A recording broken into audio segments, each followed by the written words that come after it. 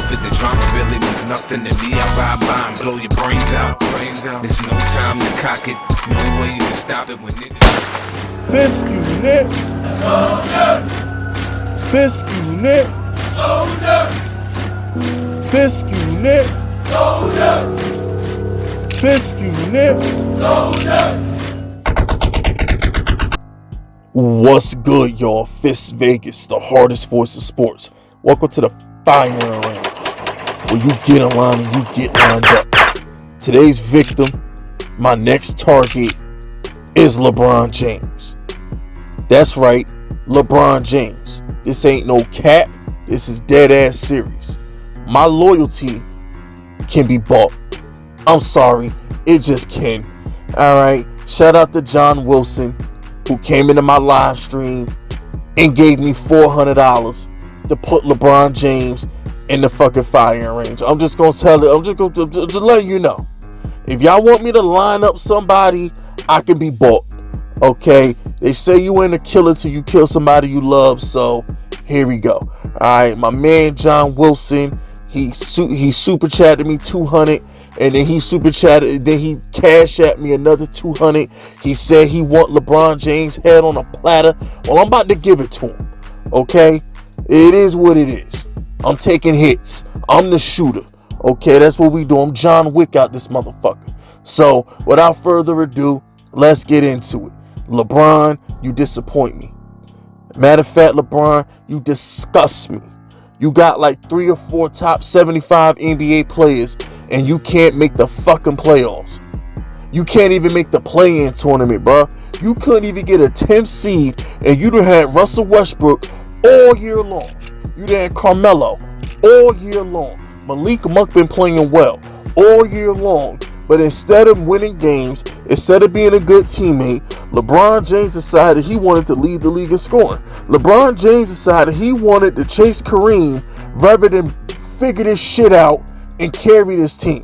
I watched LeBron James drag Matthew Dellavedova, Tristan Thompson, and fucking Jeff Green to an NBA final, but he can't get a 10th seed for Russell Westbrook or Carmelo Anthony.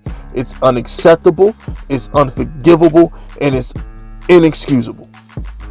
It just is. And you can't say you're washed, you can't say you're old, because you're leading the league of scoring, nigga. How? There's no excuse. You're not old. I don't want to hear that year 19 shit. You leading the league of scoring, nigga. You ain't applying yourself. And you know what?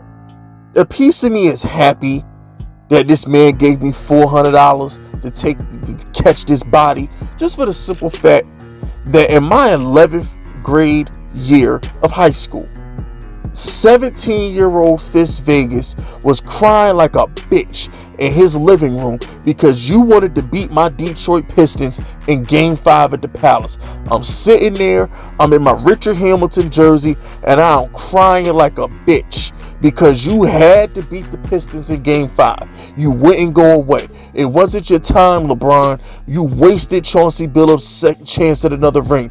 You wasted Richard Hamilton. You wasted Chris Webber. You wasted Antonio McDyess. You wasted Rasheed Wallace. You wasted their chance to get a ring because you want to have that fluke-ass fucking Game 5 where you wouldn't miss. I was in my living room crying. I remember walking to Target because I had lived down the street from Target back in like 05 or 07, whatever. I remember crying that day. I'm on my way home and I'm thinking before Game 6, before Boobie Gibson hit like 15 threes and you blew Detroit out in Cleveland, Big Fisk, Baby Fisk, Young Fisk. I remember crying my ass off. I went to Target to get some snacks and get some sodas because I knew I was going to be watching the game on TNT that night. And I remember going home crying, knowing this nigga LeBron was going to get every call from the referees and my Pistons was going home. Poor Chauncey Billups. We were never the same. Chauncey and Rip and Tayshaun, they were never the same after that fucking Game 5. And what did you do with it, LeBron? You went and got your ass beat by Tim Duncan and Tony Parker. They swept you. They swept you.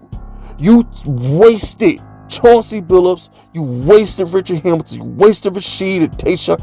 You wasted their chance at a second ring to solidify that dynasty. by getting swept. Got your ass beat. You did not deserve to go to the finals in 2007. Make me sick.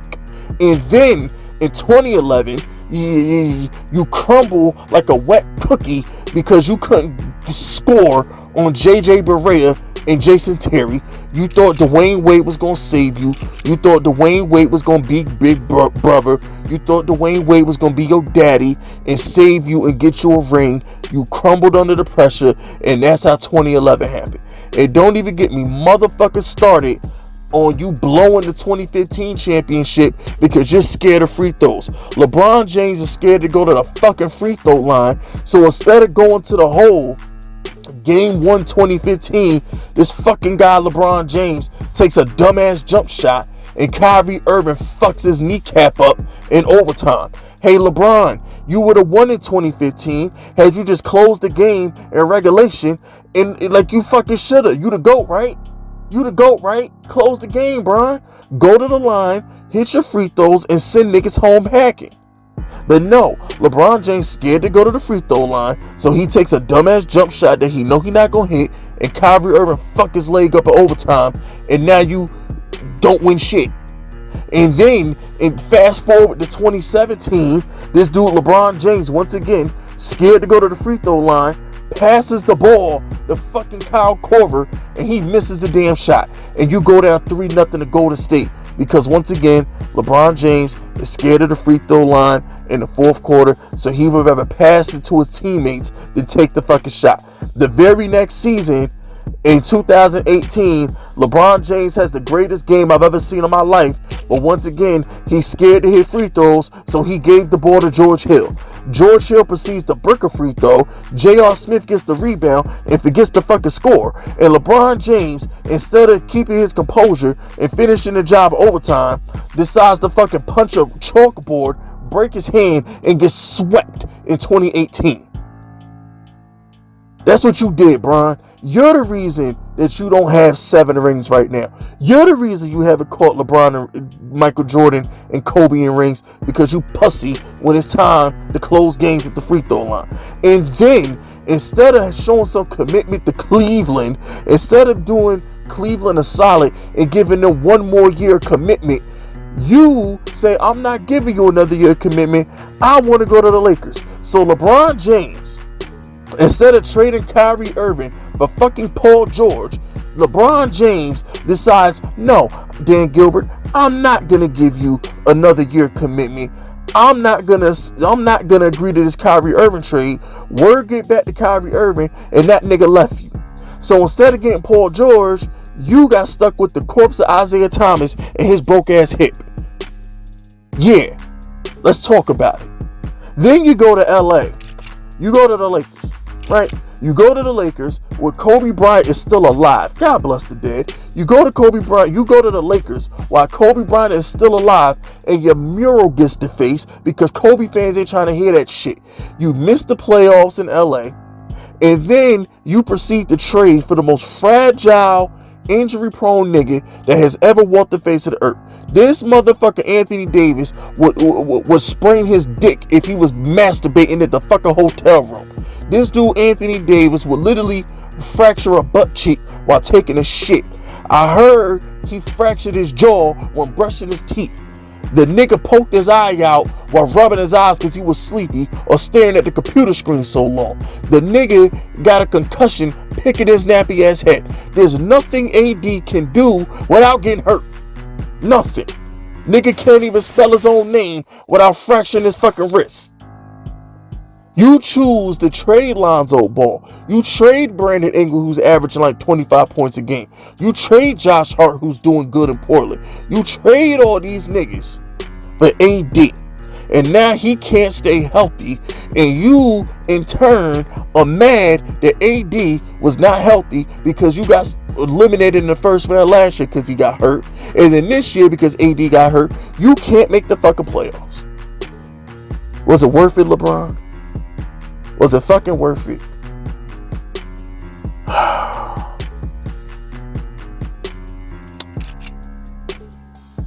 It pains me to say this. It pains me to do this. What I'm about to do, ladies and gentlemen, boys and girls, fist-unit soldiers of all ages. What I'm about to do is more painful than watching sorry-ass Space Jam 2. That movie was fucking trash. It's nowhere near as good as Space Jam 1 with Bill Murray. This man, Michael Jordan, flew back to Earth in a spaceship, and R. Kelly, I Believe I Could Fly, started playing, and the nigga hit a home run. You can't fuck with that, LeBron. That might be the biggest L of your career is Space Jam 2 with punk-ass Don Cheadle cracking corny-ass jokes. Sitting through that movie is almost more painful than what I have to do now. LeBron, it's time. It's time for you to enter my arena of death, my stadium of destruction, my fist unit firing range, where graveyards, corpse, souls, and bodies are just splattered all over the fucking place. LeBron, I don't want you to see this. And I don't want you to know what's coming. Okay? Do me a favor. Turn around. Face that fist unit army. Put a smile on your face. And take every last one of these motherfucking shots.